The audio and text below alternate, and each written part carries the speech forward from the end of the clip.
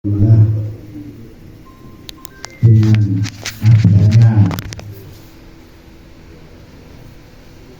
berbarengan kali situasi diskursus nasab itu, novum baru dari kerabat-kerabat yang lain akhirnya sama-sama pada saling berkunjung untuk melengkapi data beserta dengan manuskrip-manuskripnya masing-masing, dimulai dari keluarga Tulungagung, dulurnya Mbah Kiai Ma'ruf Kedung Lurji, terus kerabat Mbah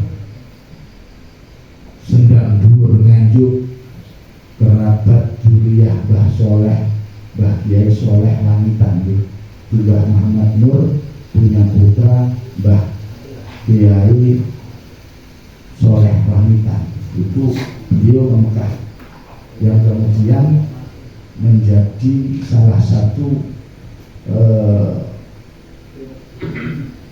tonggak sejarah, karena menurut riwayat dari Kiai Nasruhan, Mbah Soleh itu adalah juga gurunya Mbah Kiai Khalil Bakalan. Jadi saya pernah Khalil Bakalan pernah mondok di Langitan era Mbah Soleh. Begitu juga Mbah Kiai Hasyim Asy'ari, begitu juga Mbah Kiai Ahmad Dahlan, itu pada masa beliau. Begitu juga kaitannya dengan Mbah Kiai Soleh Sani dari pesantren Komarudin Bina Gresik. Nah itu akhirnya kita bertemu dengan kerabat-kerabat lain yang sebelumnya ada situasi ini, itu kita memang nggak terlalu peduli. Lamat-lamat tahu bahwa ini kerabat dari sini, ada yang ke sana, ada yang ke sana, ada yang ke sana, tapi tidak meneliti sampai detail. Nah, ini akhirnya kita meneliti. Yang pertama, Mbah Kiai Raden Abdul Alim bin Maulana Sambu adalah penghulu lasem pertama. Jadi Mbah Maulana Sambu itu diriwayatkan yang mutawatir mempunyai putra, kalau saya ingat itu ada 5 ya. Yang pertama Mbah Abdul Alim ini, terus Mbah Mahyadin atau Muhyiddin, kemudian Mbah Ahmad Yusuf, kemudian Mbah Imam. Jadi Mbah Yusuf terus Mbah Imam. Yang kelima Mbah Ahmad Nursam. Mbah Ahmad Nursam itu meninggal masih bujang. Jadi yang 4 inilah yang mempunyai keturunan. Tapi saya belum pernah mendengar dan belum menemukan berita yang berdasarkan manuskrip atau yang berriwayat kuat bahwa ada putra-putra Mbah Sambu yang lain di makam lasem atau yang tidak terjadi. Jadi yang masyhur mutawatir itu ya Abdul Alim atau Abdul Alim. Kenapa? Karena di silsilah Mbah Jawahir yang saya baca, termasuk di silsilahnya Mbah Syahid itu juga tertulis Mbah Abdul Alim juga adalah Mbah Abdul Alim. Jadi kemungkinan itu beliau setelah sepuh namanya menjadi Mbah Abdul Alim. Asalnya waktu muda itu Mbah Abdul Alim. Karena orang zaman itu kalau sudah haji diganti nama. Contohnya seperti bapaknya Mbah Kiai Raden Ibrahim Joyo Ulomo itu penghulu lasem yang menjelang merdeka, itu Mbah Abdurrahman bin Mbah Kiai Raden Usuluddin, anaknya Bakotan, makamnya di sebelah selatan yang kecil di bawah pohon ini ya. Itu nama hajinya Mbah Abdurrahman adalah Abdul Ghifar. Itu sama waktu itu karena belum EKTP.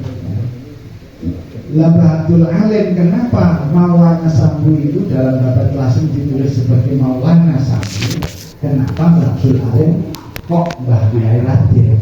Karena gelar dari jabatan sebagai penghulu, sekaligus karena ibunya adalah putri dari Mbah Raden Temenggung Tejo Kusumo I yang telah Majapahit itu. Nah, jadi Mbah Said Abdul Alim itu dikasih gelar Kyai Raden karena jadi penghulu. Jadi sebelumnya itu zaman Sultan Agung sampai mundur ke zaman Joko Tingkir itu belum ada jabatan penghulu. Jadi jabatan penghulu itu ya pertama ya Mbah Abdul Alim untuk Lasem. Kemudian dilanjutkan oleh Mbah Husain. Nah itu makamnya saya belum tahu apa di Lasem apa di Bonang. Kalau di sini kayaknya saya juga berusaha cari-cari belum tahu. Belum pernah ada sepuh-sepuh yang meriwayatkan di mana gitu atau yang didukung oleh manuskrip. Yang ketiga adalah Mbah Kyai Raden Imam Mahali. Ini Mbah Muhammad Jordi bin Mbah Ahmad Sidropati. Berarti putu ponakan kali Mbah Jumani, putu ponakan kali Mbah Jumani. Itu Mbah Imam Mahali. Penghulu ketiga Lasem. Makamnya di sini sekalian. Kemudian Mbah Imam Mahali punya putra namanya Mbah Kyai Imam Yahya. Itu adalah menjadi temenggung di Lasem. Menurut versi Pak D, nanti bisa ditanyakan. Dia nanti kan di sini tuh hal Mbah Jumani, Pak D Mustahidi, Pak D Masyuri itu dulu itu rumah gedong dan tanah Makbaroh juga Masjid Lasem itu dikelola oleh para penghulu ini karena kan punyanya kerajaan itu yang keturunan Pangeran Raden Temenggung Tejo Kusumo itu jadi adipatinya, penghulunya turunan Mbah Sambu sampai terakhir ke Mbah Kyai Raden Ibrahim Suyono itu. Jadi gelar Radennya itu dari ibunya tadi ya, jadi penghulu. Terus Mbah Temenggung Imam Yahya itu di dalam sejarah tertulis sebagai Kiai Puspoyudo. Kiai Puspoyudo. Nah, Kiai Ambyah Puspoyudo versi lainnya begitu. Tapi beliau jadi Temenggung nggak lama. Dulu itu kalau nggak salah antara 2 tahunan gitulah. Keturunannya banyak, kemudian yang ke Madiun, Ngawi, Magetan itu sekitar sana. Maka itu dikasihlah tanah itu kemudian yang menjadi penghulu adalah Mbah Ibrahim. Jadi karena ibunya Mbah Ibrahim, Mbah Uli Kulsum itu putrinya Kiai Arif itu. Kiai Arif itu berkedudukan di Lasem pada zamannya.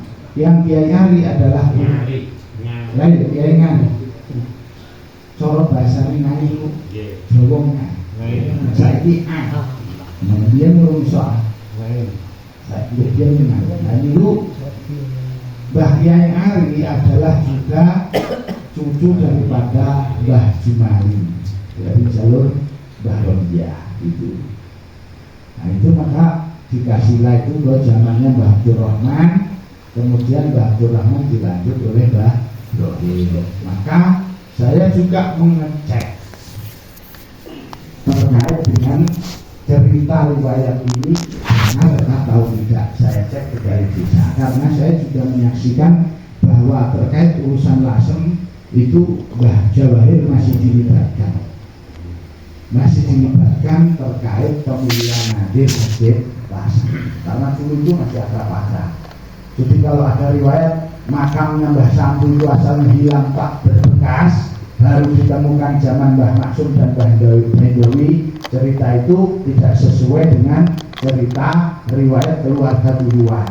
masih ada saksi yang dapat cerita langsung dari ibu dan bapaknya, yaitu satu Kiai Mujahidi, saya tanya langsung kemarin ke Banjarnegara. Yang kedua Pak Lek Ustadz Zainal Arifin, ada di Bulu sampai makbarahnya Sayyid Husain Al-Wahhab, itu cerita. Kenapa saya lebih percaya jalur itu? Yang pertama, tadi nama tanah sebelum diwakafkan memang namanya Mbah Ibrahim, Makbarah dan masjid itu. Begitu juga dengan tanah rumah gedok itu. Yang kedua lagi, terkait dengan dipanggilnya Mbah Dawi Mbah Maksum atas saran Mbah Abdullah Umar, abahnya Mbah Hamid Pasuruan, itulah menjadi Mbah Guru itu, Mbah Husain Al-Wahhab itu tertarik kepengen menjadi salah satu bagian keluarga Mbah Kiai Raden Ibrahim, karena dianggap waktu itu duriah yang dituakan itu. Ini kan berarti Mbah Kiai yang lain masih muda itu loh, Mbah Ibrahim sudah sepuh. Terus Mbah Ibrahim bilang menurut versi Pak Lesen dan Kiai Mujahidi bahwa saya tidak punya anak perempuan yang gede, maka itu kalau sampean mau tak kasih iparku, adik ipar putrinya Kiai Raden Yudo Prawiro Pamotan dan Kiai Raden Tubagus Soleh Panoan. Kenapa kok Kiai Yudo Prawiro jadi Raden? Karena bukan di Banten, yang asli Banten itu Tubagus Soleh. Di sini digelar Kiai Ageng Soleh Panoan. Itu ada manuskripnya. Nah itu kemudian Mbah Sayyid Husain Al-Wahhab itu dinikahkan oleh Mbah Ibrahim Zoya Ulomo selaku penghulu lasem yang waktu itu dipanggil untuk rehab makam Mbah Sambu. Jadi rehab bukan menemukan. Rehab dan menemukan itu lain. Kalau menemukan itu asalnya hilang. Kalau Mbah Sambu itu nggak mungkin hilang. Kenapa? Di bab Carita Lasem ditulis juga bahwa sareannya Maulana Sambu itu di sebelah barat pojok utara Masjid Agung Lasem, Kauman Lasem. Ada. Di silsilah juga ada. Lokasinya ditunjuk persis. Jadi nggak mungkin hilang. Yang ini nanti akan kita bahas. Jadi itu direhab. Maka itu Mbah Ibrahim dipanggil itu untuk merobohkan bangunan lama cungkup yang berupa kayu, asalnya cungkup kayu gitu. Nah, saya kira ini proses juga yang terjadi di Sedan di makbarah yang Mbah Kiai Musman gitu. Itu juga asalnya kayu kecil gitu, terus sekarang dibangun bagus. Mbah Sayyid Husain Al-Wahhab kemudian dinikahkan oleh Mbah Ibrahim Zoya Ulomo dengan Mbah Siti Aminah binti Mbah Yudo Prawiro bin Mbah Kiai Tubagus Soleh Panoan. Mbah Kiai Tubagus Soleh Panoan asli dari Banten. Assalamualaikum. Nanti kalau telepon malih ya. Di acara ya. Aku kan yo. Iya. Nanti kalau sowan gitu ya. Yang kedua itu Mbah Ibrahim bukan karena mentang-mentang Mbah Sayyid Husain Al-Wahhab ini orang dari Arab terus langsung lain ya. Versi Mbah Kiai Zainal Arifin dulu sampainya makbarah Mbah Guru sampai masjid itu dalamnya bisa di cross check. Itu ditanya dulu. 1 hari 2 hari itu ditanya, kalau ada masalah begini sampean bagaimana, kalau ada masalah begini sampean jawabnya gimana. Kenapa begitu? Karena Mbah Guru orang Arab, ini bukan Arab, ini Jawa. Sampean bakal kumpul dengan masyarakat bisa ngomong apa tidak itu dites. Jadi kalau riwayat terus dianggap kita ini orang yang dakwah di tanah Pantura ini dianggap terus kaum sudra itu salah besar. Kita sudah tahu wilayah, wilayah. Ada kerabat-kerabat leluhur ke atas tuh dari setelah Mbah Jumali yang masyhur wali itu diteruskan sampai Mbah Abdul Jalil di Cengklek Gedur itu jadi wali, Mbah Abdul Jabar jadi wali. Banyak ke belakangnya itu juga yang istilahnya orang-orang yang kasar, termasuk cucunya buyut Mbah Jumali itu Mbah Karas itu yang nenek moyangnya Mbah Hafid pendiri Masjid Baru Anda, Mbah Munsorib itu ada. Beliau sudah naik kapal layar ke Mekah. Jadi dulu itu sudah berpikir untuk haji ke Mekah. Kenapa? Ditemukan manuskrip tulisan tahun 1750-an ya, bahwa tahun segitu Said Abdullah bin Said Iman Tujuan Langsung itu sudah beat kepada Syekh Muhyiddin Pamijahan Keramat Tasikmalaya, yang beliau adalah murid dari Tuan Kusah Kuala, Tuan Guru Syekh Abdul Rauf Sinto Aceh, yang beliau adalah juga mursyid Thariqah Syarqiyah.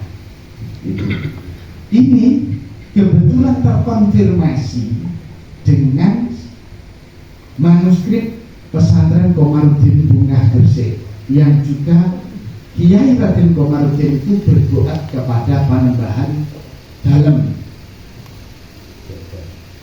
Syekh Muhyi Pamijahan Keramat Tasikmalaya. Jadi saya menarik garis merah bahwa kemungkinannya Mbah Said Abdullah bin Said Iman itu, bin Said Nur Iman itu adalah berbarengan dengan Syekh Komarudin, yang ternyata kemarin kita ketemu manuskripnya ya Kusudet, itu adalah putranya dari Mbah Ahmad Mutamakin Kajen.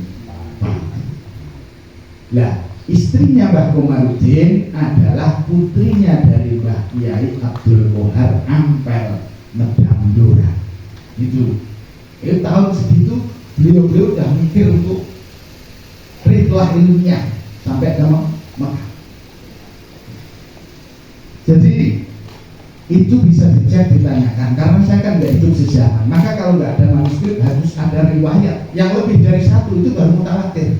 Kalau hanya dongeng tidak terkonfirmasi oleh data sejarah atau bukti manuskrip atau data sejarah negara atau kerajaan, maka itu dianggap dongeng, tidak ilmiah.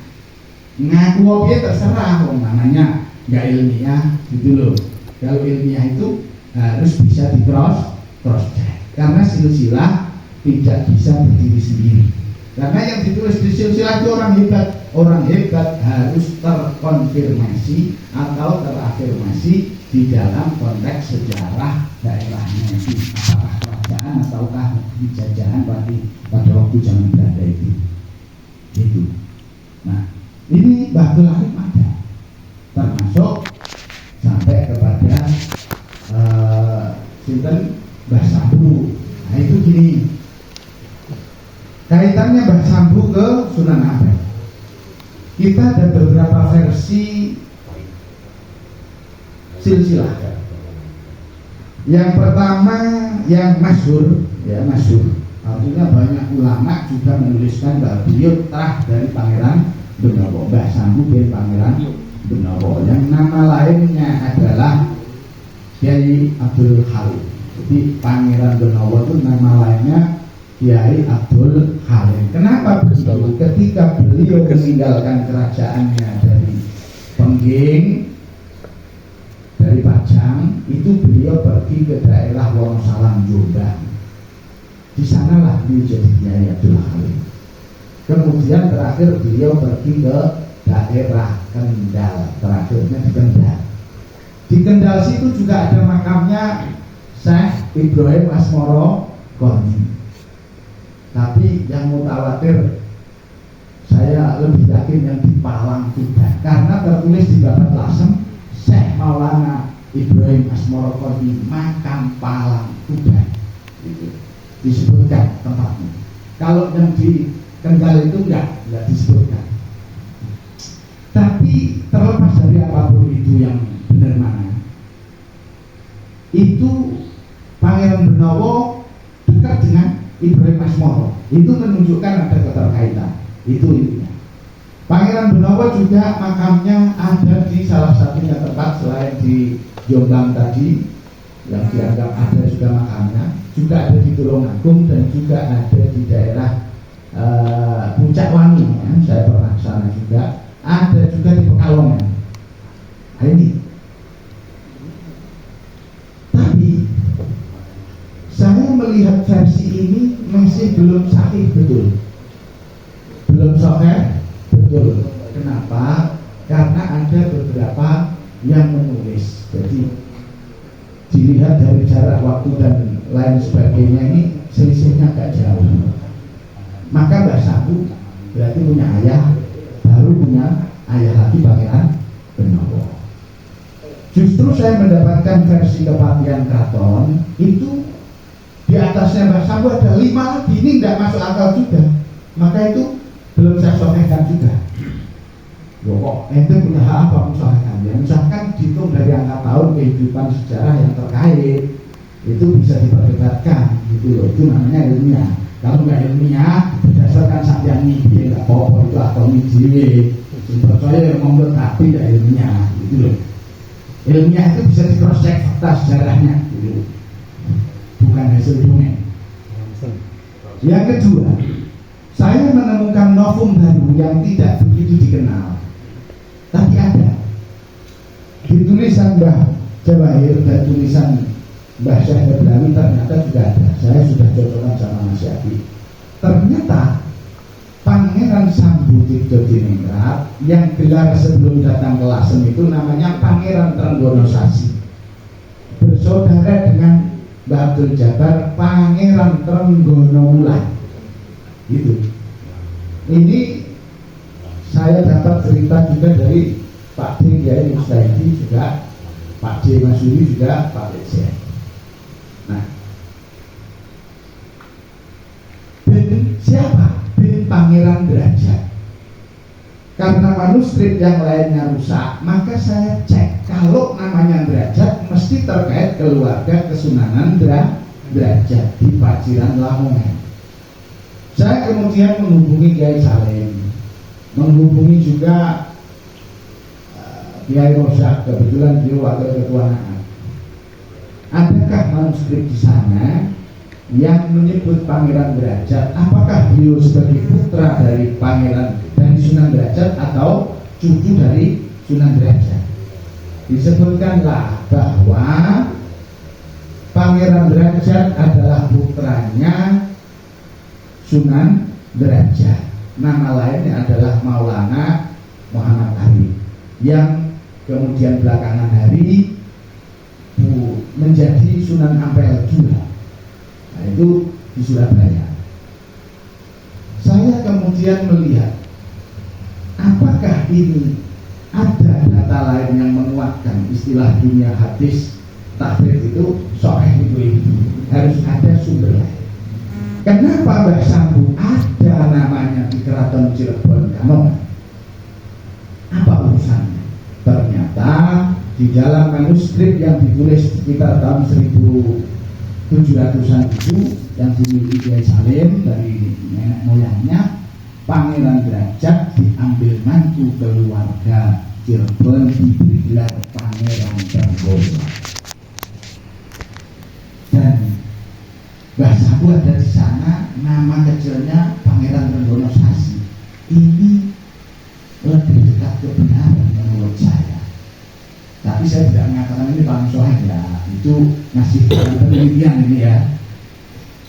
Kemudian kaitannya cerita dari Mbah Jawahir keluarga duluan, espesiali para sesepuh, itu mengatakan Maulana Sambu itu asalnya dari Dukun Gresik dirawat oleh kiai di sana.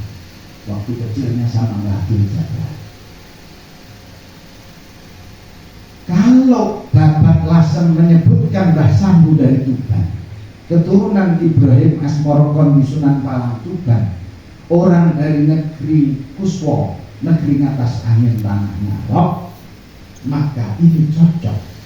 Begitu juga di History of Java yang ditulis dari Letnan Gubernur Thomas Stanford Raffles, si penemu Borobudur. Beliau juga menyebutkan di dalamnya Kiai Ahmad Mutamakin atau Kiai Cebolek berasal dari Tuban. Ini cocok.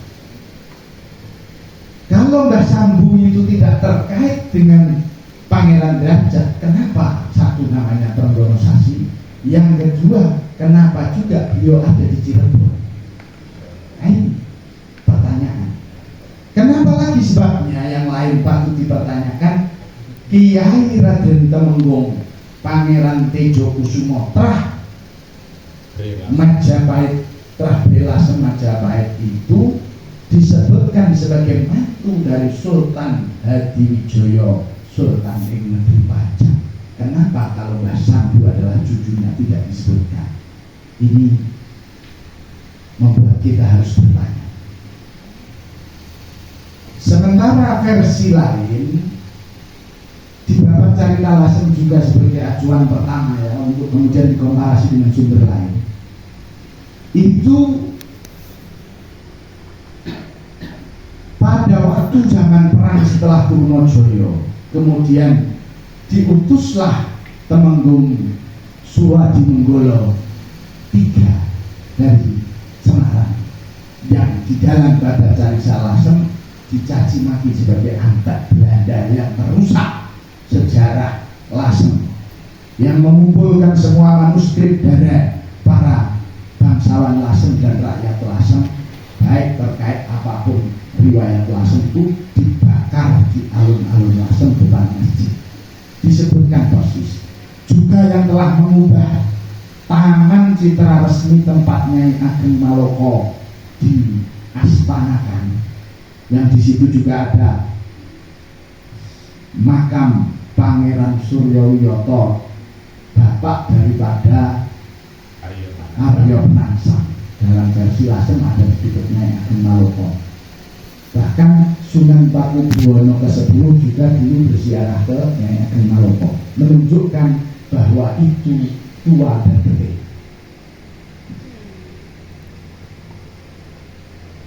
Disebutkan di situ ada perubahan, dan kemudian saya cek siapakah Temenggung Suradimenggolo. Dari jalur lain beliau ke Basaiban, dari jalur estri beliau ke Pajang. Bisa dicek di YouTube. Kalau kemudian Mbah Sambu belakangan ada yang memversikan Basaiban, masuk akal, itu terjadi pada zamannya. Jadi bukan zaman now, ini sudah zaman bahaya, zaman kuno. Saya kemudian akan menarik Mbah Ibrahim Asmorokon bin Syekh Jumadi Kubro ini kemana? Apakah ke Abdul Malik yang India atau ke yang lain? Saya tidak pernah mendapatkan riwayat keluarga yang menjurus ke sana, ke India atau ke Yaman, yang kemudian kita harus ke sana. Tidak disebutkan oleh para sesepuh, biasa-biasa aja. Yang pertama juga terkait jalur yang ke sana itu, saya menganggap itu hal yang baik. Kenapa? Versi Tarikhul Auliya yang ditulis oleh Kiai Haji Bisri Mustafa Rembah, abahnya Kiai Khalil dan Kiai Mustafa Bisri, itu versinya sama, jalur ke Jepang, ke Yunan, ke Samarkand, Uzbekistan, baru Irak. Hal yang sama ditulis di Ahlal Musamarohnya Kiai Fadl Senon bin Kiai Syakur. Itu juga tidak menyebutkan ke Bali, tidak mengurangi rasa hormat kepada kerabat lain yang menulis ke sana, tetapi manuskrip yang ke situ harus ditunjang sumber dari India. Saya pernah berkorespondensi dengan keluarga Nasrabat kerajaan yang Abdul Malik, katanya Abdul Malik itu berastanakan di sana. Di kerajaan itu istana dan makbarahnya masih ada, dirawat oleh keturunannya, walaupun sudah tidak punya kuasa. Sebagaimana Saif Ali Khan itu adalah raja dari klan Pataudi India. Begitu juga Nasrani. Kenapa? Saya punya ipar, dulu dia tinggal di Bombay yang sekarang jadi Mumbai selama 5 tahun. Sampai sekarang juga saya masih punya teman orang Kashmir. Ada tempat itu tapi marga Adomat Khan tidak ada. Nah, saya kemudian tanya terkait Pangeran Derajat, maka saya tanya juga terkait dengan manuskrip Derajat. Ternyata apa yang ditulis di Tarikhul Awliya, yang ditulis di Ahlal Musamarah sama persis dengan yang ditulis di Derajat, hanya setelah dikonfirmasi dengan yang di Cempaka, yaitu dikonfirmasi dengan yang di Yunan, ada beberapa yang terlewati. Dan yang kemudian di cross check oleh Kiai Elzamuddin itu saya meyakini itu lebih kuat, lebih mendekati Soeh, karena diakui di sana. Siapakah Husain? Bapaknya Syekh Junaidy Kubro, di sana ada manuskripnya. Dan itu dikuatkan oleh dari FAM keluarga Al-Jailani Pakistan yang kemarin diundang itu. Saya juga bilang punya nomornya. Itu menunjukkan bahwa Mbah Sampu bukan dari jalur Basaiban. Ini salah satu versi ya. Saya juga tetap mengakomodir jalur yang Basaiban itu, tapi saya tanya disertakan manuskripnya ada apa enggak? Nah itu kok enggak ada. Maka itu menurut saya itu lemah. Jalur itu lemah. Saya kemudian tanya ke Pak Diyayi Mustaidi kemarin waktu ke Banjar, bahwa versi Pak Diyayi Mustaidi, orang tua angkat Kiai Sambu Gunung yang merawat Mbah Sambu Mbah Jabar waktu kecil, itulah yang bahasa Ibrah. Itu yang dipahami Kiai Mustaidi. Gitu. Jadi ini saya kemudian kasih tahu tadi, Sayyidnya Mbah Sambu versi yang bukan mainstream, yang justru itu tadi keluarga kita itu nggak banyak ngomong soal itu adalah lebih dekat ke satu jalur Pangeran Derajat. Karena kalau jalur Joko Tingkir saya nggak pernah tuh ngajak ke sana, padahal sampai ke Sunan Ampel itu hampir tiap 3 bulan, 1 bulan, 2 bulan itu pasti ke sana, sampai ke Ampel, sampai ke Batu Hampar. Maka saya ingat betul di jamu di keluarga Kiai Damanduri punya putra yang tertua itu namanya Kiai Mukhlis. Nah itu sekilas dari sumber-sumber yang terkait dengan kesejarahan Mbah Abdul Alim Mbah Sambu. Kalau versi lain ya tadi ada mata rantai yang belum akurat. Mbah Sambu ke Pangeran Tengger. Gitu. Yang versi Basaiban ada kelemahan tidak ditunjang manuskrip, karena silsilah sekali lagi kalau yang saya pahami secara ilmiah itu tidak bisa berdiri sendiri, melainkan harus ditunjang sumber eksternal. Karena dia orang besar, jadi orang besar mesti terdata sejarah. Bab Carita Lasem hanya menyebutkan Kiai Amjad Puspoyudo. Sebelumnya yang disebutkan adalah Kanjeng Sunan Bonang, Kanjeng Sunan Kalijogo, Nyai Ageng Maloko, Nyai Solika, Kiai Amjad Puspoyudo tadi, Kiai Bedong, Kiai Badari, di sana di Indonesia Badari, Kiai Ali Badari. Terus waktu Mbah Bejo Kusumo diberontak itu, kemudian Mbah Sambu datang untuk disuruh menumpas itu namanya Temenggung Puspoyudo. Jadi langsung pernah diberontak Mbah Tejo Kusumo I itu selama 4 tahun beliau mengungsi di zaman Sultan Agung, mengungsi ke Mataram. Nama yang berontak Tumenggung Puspo Yudo. Dan Mbah Sambu itu suruh datang ngatasi itu yang disamarkan oleh keluarga sebagai Pak Geblok. Pak Geblok itu ya wabah kayak corona, disintegrasi sosial, gitu. Jadi bukan kok Pak Geblok itu sesuatu dongeng, bukan tohon yang dimaksud itu ya ada penyakit mewabah umum itu namanya tohon atau Pak Geblok, disertai dengan kerawanan sosial. Karena kalau orang sakit-sakit kan nggak bisa kerja pasti ngerampok, biasa itu. Wong sekarang orang sehat pada ngerampok, cuma ngerampoknya pakai tanda tangan, pakai kong kali kong antar yang berkuasa, namanya korupsi. Jadi bahasanya bagus. Itu yang saya pahami dari sekilas sejarah yang sedang kami teliti terkait dengan Mbah Abdul Alim dan Mbah Sambu. Tidak menolak kritik dan saran dari kerabat dan pihak-pihak yang lain untuk melengkapi ini sejarah. Saking kaulo kalau kita cepat semanten mbok menawi wonten pun langkung kaulo langsung pangapunten bila ada Assalamualaikum warahmatullahi wabarakatuh.